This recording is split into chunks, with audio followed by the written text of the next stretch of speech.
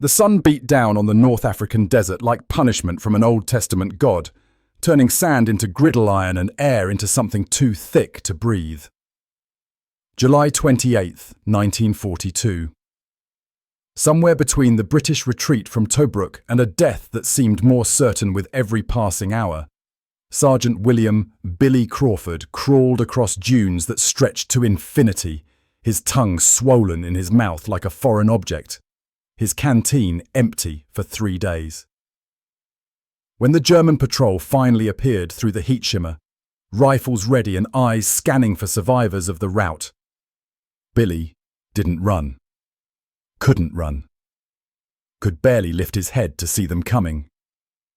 He waited for the bullet, waited for the mercy of a quick death, instead of the slow torture of dying from thirst in a desert that gave nothing, took everything, and laughed at the idea that British soldiers were somehow tougher than geography. But the bullet never came. Instead, a German soldier, maybe 25, with dust caked in the creases of his face and Afrika Korps insignia on his torn uniform, knelt beside Billy and did something impossible. He unscrewed his own canteen, the last canteen in his squad, the only water any of them had, and held it to Billy's lips. Then he said it, in broken English that sounded like an apology and a question both. "Drink, Tommy. We are enemies, but not animals." Before we go deeper into this extraordinary true story, hit that subscribe button and drop a comment telling me where you're watching from around the world. These stories of humanity surviving hatred need to be remembered, and you're part of keeping them alive. Sergeant William Crawford, 28 years old, a miner's son from a village in Wales where coal dust was thicker than air and grudges lasted generations, had spent 18 months in North Africa learning to hate Germans with a purity that felt almost religious. He'd seen his mates blown apart at Gazala, had pulled the wounded from burning tanks at Mersa Matruh, had watched the Afrika Korps advance like a mechanized plague, unstoppable, efficient, merciless. And he'd learned, through blood and fire and loss that carved holes in his soul, that Germans weren't human, couldn't be human, were something else entirely, machines wearing human skin, killers who deserved nothing but bullets and hatred and the same mercy they'd shown when they bombed London, when they invaded Poland, when they turned Europe into a graveyard. Billy had made a promise to himself after Gazala. After watching his best mate, Tommy Fletcher, die screaming with half his face gone, he'd promised he would never show mercy to a German, would never see them as anything but the enemy, would kill them without hesitation, without remorse, without the weakness of thinking they might have families or futures, or any of the things that made killing complicated. And now here he was, dying in the desert, and a German soldier was giving him water. Not because he had to, not because regulations required it, but because dying men needed water, and some things transcended the uniforms men wore. Billy drank. The water hit his throat like liquid salvation, cool despite the desert heat, clean despite the dust that covered everything. The most beautiful thing Billy had tasted in his entire life. He drank until the German pulled the canteen away. "Slowly," the soldier said. "Too fast. You get sick." Billy stared at him. At this enemy who'd just saved his life. At this German who should have shot him, should have left him to die, should have done anything except waste precious water on a British prisoner who would have killed him without hesitation if their positions were reversed. "Why?" Billy croaked, his voice like gravel scraping stone. The German soldier smiled, sad, exhausted, like a man who'd seen too much death and was trying to remember what living felt like.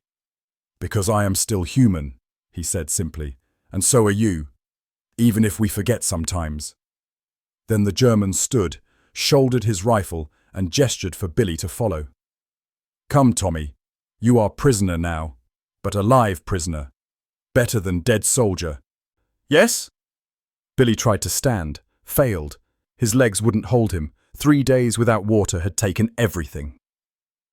The German, without hesitation, without asking permission from his squad mates, bent down and hauled Billy to his feet. Supported him, half carried him across the sand toward the rest of the patrol. And Billy, who'd promised himself he'd never show weakness to Germans, who'd vowed he'd die before accepting enemy help, let himself be carried. Because pride didn't work when your body was shutting down. Because survival sometimes meant accepting help from the last person you wanted to owe. Because the German soldier carrying him hadn't waited for gratitude or acknowledgement before deciding Billy's life was worth saving. The patrol was 5 men, young, exhausted, covered in dust that made them look like ghosts of soldiers instead of the real thing.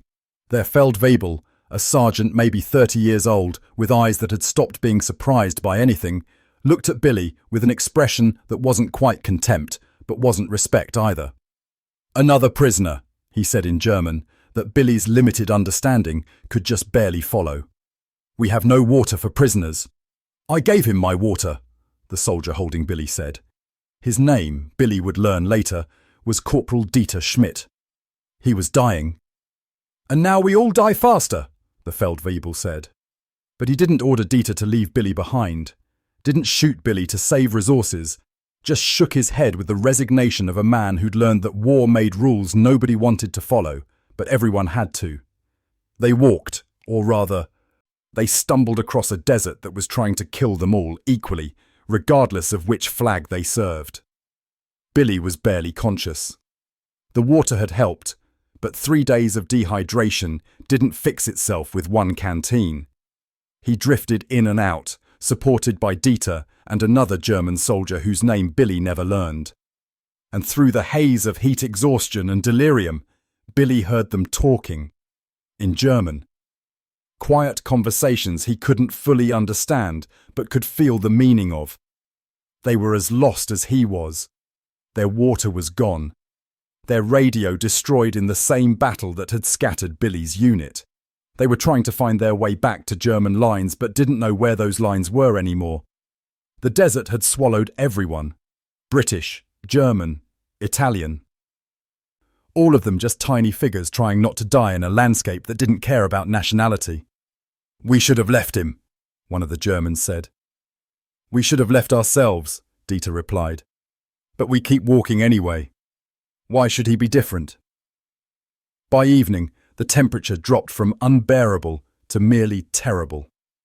They stopped in the lee of a dune that provided illusion of shelter. The Feldwebel rationed the last of their food, hard biscuits that tasted like cardboard. A tin of sardines shared among 6 men. Not enough, never enough, but more than nothing. Billy got an equal share, not because the Germans were generous, but because, as Dieter explained in his broken English, "You walk with us, you eat with us. Fair is fair." Billy ate in silence, watching these men who should be monsters. Who should be the faceless enemy he'd spent 18 months learning to hate? But they weren't faceless. They were young men, tired men, scared men who missed home and didn't want to die in a desert that had nothing to do with why the war started. They showed each other photographs, wives, children, girlfriends. Normal things soldiers carried, normal things that made them human instead of targets. And Billy realized something that made him angrier than the hunger or the thirst or the fact that he was now a prisoner. He realized he'd been wrong, not about the war, not about the need to fight, but about the men doing the fighting. They weren't machines. They were just men. Men who'd been told to fight other men. Men who gave their last water to dying enemies because some part of them remembered that mercy mattered. Men who were exactly like Billy, except for the language they spoke and the flag they served. That night, Billy lay on sand that radiated the day's heat like a dying furnace and stared at stars that looked the same whether you were British or German. Dieter sat nearby, on watch, his rifle across his knees. "You hate us," Dieter said quietly. Not a question. A statement. "Yes," Billy admitted. No point lying. "Because we bomb your cities, kill your friends, start this war." "Yes," Dieter nodded. "I understand. I would hate us too. He was quiet for a moment. But I did not start this war. I did not want this war. I am teacher. Before. History teacher in small town. I teach children about wars past, about how stupid they were, how much they cost. And then they put me in uniform and send me to Africa to fight war that is exactly as stupid as the ones I taught were stupid. Then why fight? Billy asked. Because refusing means execution, Dieter said simply. Because my family needs me to survive. Because sometimes there is no choice except between bad and worse. He looked at Billy. You think I give you water because I am hero? I am not hero. I am just man who is tired of seeing people die for no reason. You were dying for no reason. I could stop it. So I did. You wasted your water, Billy said. Maybe, Dieter agreed. But I can live with wasting water. I cannot live with watching man die when I could save him. That makes me a different kind of person than I want to be. Billy was quiet for a long time. Then, thank you. For the water. You would do same, Dieter said. No, Billy said honestly. I wouldn't have. Before today, I would have walked past you, would have told myself you deserved it. And now? Now, I don't know what I believe anymore. Dieter smiled. Sad again. Always sad. War does this. Makes us question everything. Makes us wonder if the enemy is really the man shooting at us or the man who told us to shoot. The next day, they kept walking. The sun came back with renewed vengeance. The sand stretched forever. No landmarks, no water. No hope except the stubborn refusal to lie down and die. By midday, the Feldwebel collapsed. Heat stroke. His face red as blood. Breathing shallow. The other Germans huddled around him, trying to provide shade with their bodies, trying to cool him down with what little water they'd found in a rocky depression that morning. It wasn't enough. He needs more water, Dieter said, his voice tight with something between fear and grief. We have no more water, another soldier said. Then we need to find some, Dieter replied, or he dies. They looked around. Desert in every direction. No oasis, no wells, no British or German positions visible. Just sand and heat and death waiting. Billy, still weak but stronger than yesterday, thanks to the water Dieter had given him, did something he couldn't quite believe he was doing. There's a way to find water, he said, in the desert. My unit, we learned. You dig where you see certain plants, where sand is darker, where there might be underground moisture. The Germans stared at him. You would help us? One asked. He's dying, Billy said. I know what that looks like. I was dying yesterday. Somebody helped me. He looked at Dieter. Fair is fair. They dug. All of them. British prisoner and German soldiers. Using helmets as shovels, using hands when the helmets broke, digging in sand that filled back in almost as fast as they removed it, searching for moisture that might not exist, praying to whatever God might listen that they'd find something before the Feldwebel stopped breathing. 3 feet down, the sand changed, became darker, damp, not water exactly, but moisture, enough to collect, enough to squeeze from saturated sand into a canteen drop by precious drop. It took an hour. It was the hardest hour of Billy's life. But they collected maybe half a canteen of water, muddy, probably full of things that would make them sick later, but wet. And wet was what the Feldwebel needed. Dieter gave him the water, slowly, carefully, the same way he'd given it to Billy. And the Feldwebel's breathing eased. His colour improved. He didn't get better, not immediately. But he didn't die. Not then. Not that day. You saved him, Dieter said to Billy. We saved him, Billy corrected. Together. Because that's what people do, even if they're supposed to be enemies. And in that moment, something shifted. Not just in Billy, but in all of them. They weren't British and German anymore, weren't soldiers serving different flags. They were survivors. Men trying not to die in a desert that would kill them all equally if they didn't help each other. They walked for 2 more days, sharing what little water they found, sharing food, sharing the burden of carrying the Feldwebel when he was too weak to walk. And on the 3rd day, they saw it. Through the heat shimmer. Through the exhaustion and delirium and hope that had been beaten down so many times it almost didn't dare come back. A British patrol, 8 men, heavily armed, scanning the desert for survivors or enemies or both. The Germans froze. Their hands went to their rifles. Instinct, training, the reflex of men who knew what happened when you met enemy patrols in contested territory. Billy should have shouted, should have identified himself as British, should have let his countrymen know there were Germans here who could be captured, should have done what any loyal soldier would do. Instead, he stepped in front of the Germans, put himself between them and the British patrol, and shouted in a voice that was still rough from thirst but loud enough to carry, "Don't shoot! They're with me! These men saved my life!" The British patrol approached cautiously. Their sergeant, a man Billy didn't recognise but who wore the same insignia Billy had worn before capture, looked at the situation with confusion turning to anger. "Sergeant Crawford, you're alive?" "Barely," Billy said. "These German soldiers found me dying, gave me their water, carried me, helped me survive." The British sergeant's face hardened. "And you're protecting them?" "They're prisoners," Billy said. "Unarmed prisoners who surrendered to me. They deserve proper treatment under Geneva Convention." It was a lie. The Germans hadn't surrendered, hadn't disarmed. But Billy said it anyway, because after everything they'd been through, after the water and the digging and the days of surviving together, he couldn't let them be shot. Couldn't let them be treated as targets instead of men. The British sergeant studied Billy, then the Germans, then the situation. "They're Afrika Korps. We've been ordered to take all prisoners for interrogation." "Then take them," Billy said. "But they're under my protection. Anyone who mistreats them answers to me." It was the most insubordinate thing Billy had ever said. Should have gotten him court-martialed.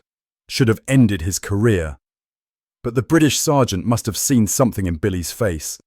Must have recognised that whatever had happened in the desert had changed something fundamental. He nodded once. "Fine. They're your prisoners, Crawford.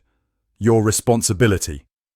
The Germans were disarmed, officially captured, loaded into trucks that would take them to POW processing. And as they were separated, as British and German were divided back into the categories war demanded, Dieter caught Billy's eye. "Thank you," he said, "for not forgetting." "Thank you," Billy replied, "for reminding me." They were driven away. Different directions, different fates. Billy went to a field hospital, got rehydrated, got medical clearance, got debriefed by officers who wanted to know every detail of his capture and rescue. And Billy told them. Not everything, but enough.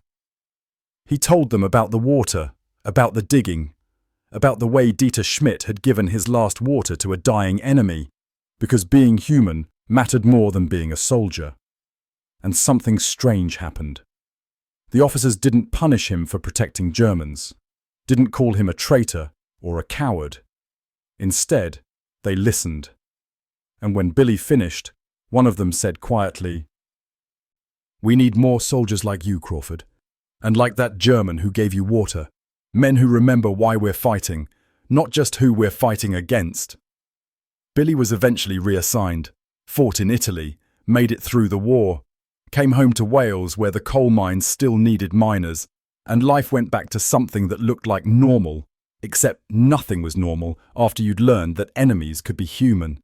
For 3 years, Billy tried to find out what happened to Dieter Schmidt, wrote letters to prisoner agencies, contacted Red Cross, searched through repatriation lists, found nothing.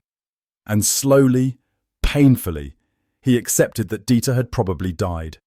In a camp. In transit. In any of the 1,000 ways soldiers died after the fighting stopped. Then in 1948, a letter arrived. From Germany. From a small town Billy had never heard of. The handwriting was careful. The English was broken, but understandable. Dear Sergeant Crawford, I do not know if you remember me. I am Dieter Schmidt, formerly Corporal, Afrika Korps. I was captured by British patrol that you called for us. I survived war. I survived prison camp. I am home now. Teaching again. Teaching my students about war and why it is stupid.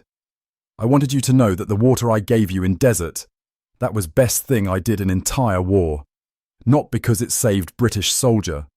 Because it reminded me I was still human. That mercy was still possible. That enemies could become friends. If you ever come to Germany, please visit. I will give you better water than desert water. And we can tell our students how 2 enemies chose to be human instead. Thank you for not forgetting. Thank you for protecting us when you could have let us be shot. You proved that what I believed in desert was true. We are enemies, but not animals. With gratitude and friendship, Dieter Schmidt. Billy wept when he read it. Not from sadness, from relief, from joy, from the knowledge that the man who'd saved his life had survived, had come home, was teaching the next generation that humanity mattered more than hatred. He wrote back immediately. Started a correspondence that lasted 40 years. They never met in person. Dieter couldn't afford to travel to Britain. Billy couldn't face going back to Germany, where too many memories waited. But they wrote, every month, sharing their lives, their hopes, their families. Billy told Dieter when he got married, when his children were born. When he finally left the mines and became a teacher himself, teaching history to Welsh children who needed to understand that war wasn't just battles and victories, it was choices about whether to be human or not. Dieter told Billy about rebuilding his town, about his students, about teaching German children that their fathers and grandfathers had fought in a terrible war. But that didn't mean all of them were monsters, that some of them had tried to stay human, that some of them had given their last water to dying enemies because mercy transcended nationality. In 1985, Billy received a letter from Dieter's daughter. Her father had died, peacefully, in his sleep, at 73 years old. And in his final days, he'd told her about the British sergeant in the desert, about the water, about the moment when enemy became friend, about the proof that even in hell, humans could choose compassion over cruelty.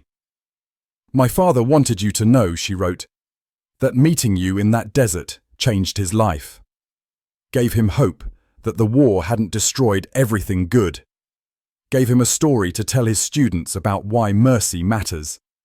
He kept every letter you sent, treasured them, called you the friend he met as an enemy. I'm enclosing something he wanted you to have. Inside the envelope was a photograph, faded, creased, taken in 1942 by some unknown soldier with a camera. It showed 6 men sitting in the sand, 5 German, 1 British, all of them exhausted, all of them covered in dust, but all of them alive. And in the center, visible even through the fading, was Dieter Schmidt holding a canteen, the same canteen he'd given to Billy, the same water that had saved a life and changed 2 men forever. Billy framed the photograph, hung it in his classroom, and every year, when he taught about World War II, when his students asked about the fighting and the battles, and which side was good and which was bad, he showed them the photograph. This is what war really looks like, he'd say. Not the victories or defeats, but the moments when soldiers chose to be human, when a German gave his last water to a British enemy, when a British prisoner protected German captors, when men decided that mercy mattered more than hatred. His students would ask the obvious question, but weren't they the enemy? And Billy would smile, the same sad smile Dieter had worn in the desert. They were the enemy, he'd say, until they weren't. Until one act of compassion proved that enemies are just men who haven't been given a reason to be friends. The war made us enemies. The water made us human. And being human always wins, if we let it. Billy Crawford died in 1992, at 78 years old, surrounded by family who'd heard the desert story so many times they could recite it. His last words, whispered to his grandson, who was studying to be a history teacher, were these: "Tell them about Dieter. Tell them about the water. Tell them that hatred is easy, but humanity is hard. And tell them that the hardest things are always the ones worth doing." This is the story they don't teach you. The one that doesn't fit neatly into allies and enemies. The one that reminds us that even in the worst moments of human history, people chose compassion over cruelty, mercy over hatred, humanity over the uniforms they wore. And sometimes one canteen of water shared in a desert where both men should have been enemies was enough to prove that being human was the only victory that mattered. If this story reminded you that history is more complex, more beautiful, and more heartbreaking than we usually admit, hit that subscribe button right now. Drop a comment telling me where you're watching from. Tell me if your family has stories like this. Tell me what we've forgotten that deserves to be remembered. Because at WW2 Declassified, we don't just tell war stories. We tell human stories that happen to take place during war. And those are the ones that matter most. Thank you for watching. Thank you for caring. And I'll see you in the next story.